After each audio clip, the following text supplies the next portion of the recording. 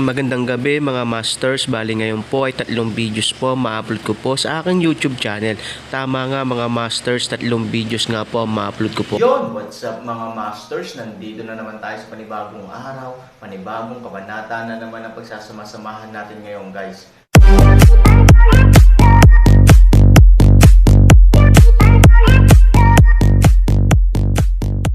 Bali mga masters, kung bago ka pa lang po sa aking YouTube channel, please click the subscribe button, lalong-lalo na po yung notification bell guys, para maging connected pa rin tayo sa isa't isa at maging updated kayo sa mga susunod ko pang video.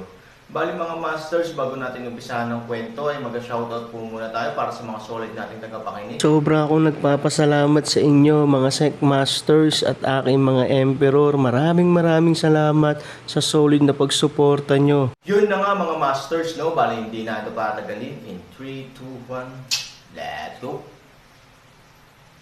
Mga masters, baka pwedeng hindi tayo mag-skip ng ads. Salamat mga masters. Ang bagong yugto ni Daryl sa Storytelling Channel sa YouTube mapapakinggan. Ang bagong kabanata. Huwag mo sabihin na hanggang dito lang ang karawahe na ito. Ayoko maglakad, sabi ni Prinsesa Blanca, nang marinig ito ni General Raiji. Ito ay napakamot ng ulo at sinabi, "Paumanhin Prinsesa Blanca, sige ipapapasok ko AJ karawahe sa loob." "Paumanhin hindi ko agad ito naisip," sabi ni General Raiji. Nang marinig ito ni Prinsesa Blanca, ito ay nagsalita at sinabi, "Kailan ka ba nakapag-isip ng tama? Noon pa man ikaw ay lagi nang sablay sa iyong mga tungkulin. Ewan ko ba bakit naging general ka ng aming mga kasundaluhan. Sige na nais ko nang makita ang aking kaharian. Isarado mo na ulit ang pinto ng aking karawahe," sabi ni Prinsesa Blanca sa galit na tono. Nang marinig ito ni General Raiji, agad itong yumoko at sinabi, "Paumanhin ulit Prinsesa Blanca," at ito ay agad-agad sinarado ang pinto ng karawahe. At si General Raiji ay naglakad muli sa harapan at sumakay sa kanyang kabayo. At sinabi sa dalawang kasundaluhan ng lahing Engkanto na nagmamaneho ng karawahe, "Kayong dalawa, nais ng prinsesa na ipasok nyo ang kanyang karawahe sa loob. Bilisan nyo na sumunod kayo sa akin. At kayong lahat, tulad ng sinabi ko kanina, manatili kayo sa labas upang magbantay." Sigaw ni General Raiji sa galit na tono. Dahil siya ay napag-alitan ni Prinsesa Blanca sa oras na ito.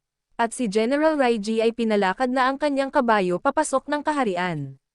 At sa kanyang likuran ang karawahe kung saan nasa loob si Prinsesa Blanca ay nakasunod. Nakikita ng mga kasundaluhan si General Raiji at ang karawahe na nasa likod nito. Sa hindi kalayuan, nakikita nila Z at Shawl si General Raiji at ang karawahe na nasa likuran nito. At si Shawl ay napabulong muli at sinabi sa mahinang tono kay Z, "Z, tignan mo may isang karawahe ang nasa likuran ni General Raiji.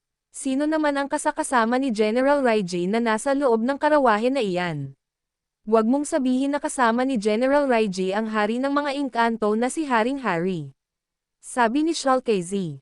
Nang marinig ito ni Z, ito ay nagsalita din sa mahinang tono at sinabi, "Wag naman sana Shawl, wag naman sana na si Haring Hari ang nasa loob ng magarbong karawahe na iyan. Sigurado kong ang hari ng mga Engkanto na si Haring Hari ang nasa loob ng magarbong karawahe na iyan. Nakakatiyak ako na kikilos tayo ng double. Mas lalo tayong nakakaramdam ng pagod sa oras na ito at ang iba pa natin mga kasamahan," sabi ni Z kay Shawl. Samantala, ang ibang mga kalalakihan ay labis din na nakatingin sa magarbong karawahe na pumapasok ngayon sa loob J kaharian. Tuldok. At samantala, si General Raiji ay nakikita ang mga kasundaluhan na nasa loob ng kaharian. At sa ilang segundo ang lumipas, tuluyan ang nakapasok sa loob si General Raiji at ang karawahe ni Prinsesa Blanca. At ang mga kasundaluhan ng lahing Engkanto na nasa loob ay agad-agad nagsiyuko at bumati at sinabi kay General Raiji, "Maligayang pagbabalik General Raiji," sigaw ng mga kasundaluhan ng lahing Engkanto. Nang marinig ito ni General Raiji, ito ay sumenyas sa dalawang kasundaluhan na nagmamaneho ng karawahe at sinabi, "Tigil," sigaw ni General Raiji. Agad-agad pinatigil ng dalawang kasundaluhan ang karawahe. At si General Raiji ay sumigaw at sinabi, "Kayong lahat, nandito ako ngayon upang ihatid sa kaharian na ito ang pinakamahalagang opisyal ng ating lahing Engkanto. ang nagmamay-ari ng kaharian na ito, na si Prinsesa Blanca. Tuldok, tama kayo nang narinig. Ang nasa loob karawahe na iyan ang ating prinsesa, na si Prinsesa Blanca. Siya ay nakabalik na sa ating mundo at ngayon ang kaharian na ito ay kanya nang gagamitin. Sa kaharian na ito mananatili ang prinsesa ng ating lahing engkanto na si Prinsesa Blanca. Sigaw ni General Raiji, nang marinig ito ng lahat ng mga kasundaluhan. Sila ay labis na nagulat. Kahit si Daryl ay nagulat din sa kanyang narinig na sinabi ni General Raiji. At si Daryl ay napatingin sa karawahe at si Daryl ay napabulong sa kanyang sarili at sinabi. Ito pala ang general ng lahi ng mga engkanto. At tinawag siya kanina ng mga kasundaluhan na ito na General Raiji. At sa loob ng magarbong karawahe na ito ay ang prinsesa ng mga engkanto na nagngangalang Prinsesa Blanca. Ang tinataglay na spiritual na lakas ng general ng mga engkanto ay hindi pala ganon kalakas. Akala ko pa naman ang general ng lahing engkanto ay nagtataglay ng spiritual na lakas na kasing lakas ng mga general ng lahing elf na sila General Oliver. Napakalayo ng agwat ng spiritual ni General Oliver ng lahing elf sa general ng lahing engkanto. Tuldok, at anong klaseng prinsesa naman ang mayroon sa lahi ng mga engkanto? Ngunit mula sa loob ng magarbong karawahe na ito, nararamdaman ko ang tinataglay na spiritual ng nasa loob ay napakalakas din. Hindi basta-bastang engkanto ang nasa loob ng magarbong karawahe na ito. Nararapat nga siyang maging prinsesa ng mga engkanto, sabi ni Daryl sa kanyang sarili. At samantala, ang mga kasundaluhan ng lahing engkanto ay hindi peren makapaniwala sa oras na ito. At ang lahat ay kanya-kanyang bulungan at sinasabi. Totoo ba, si Prinsesa Blanca ay nakabalik na sa ating mundo?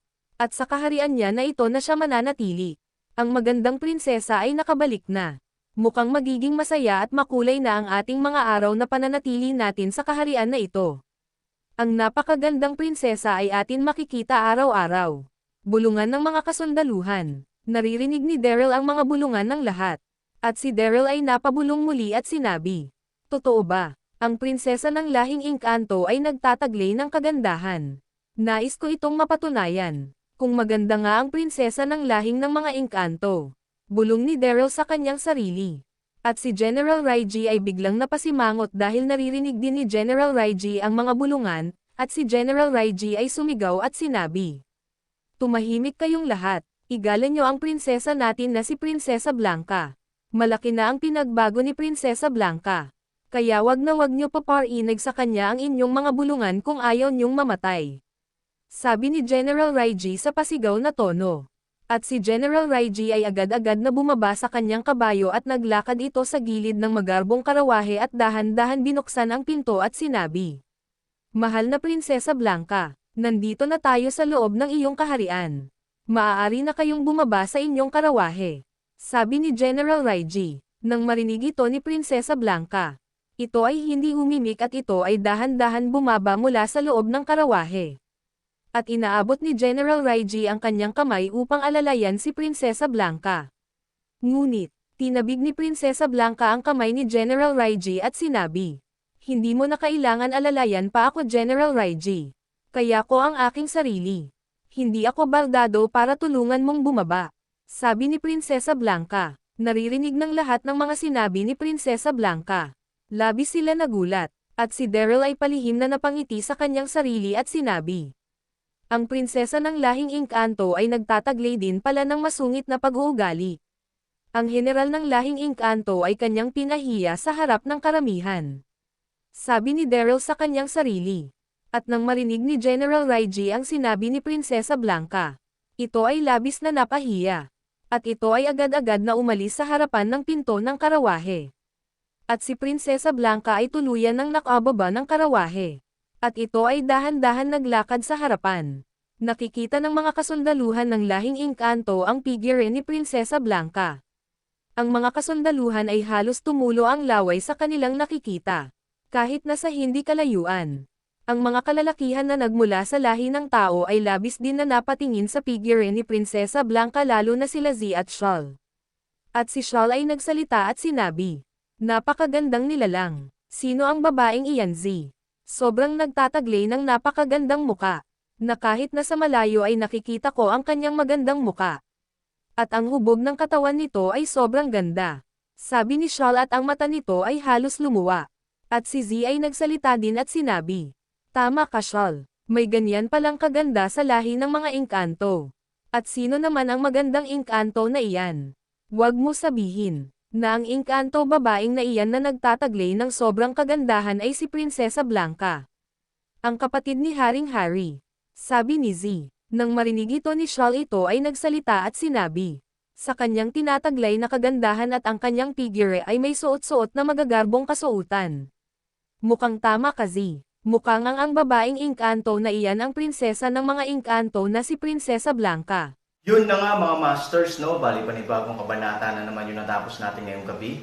Muli, maraming salamat po talaga sa walang sawang suporta po sa aking YouTube channel na talagang inaabangan nyo po ang bawat upload ko po. Bali mga masters, magkita-kita ulit po tayo bukas ng gabi at ngayon po ay magpapaalam po muna tayo. Bali mga masters, bye-bye!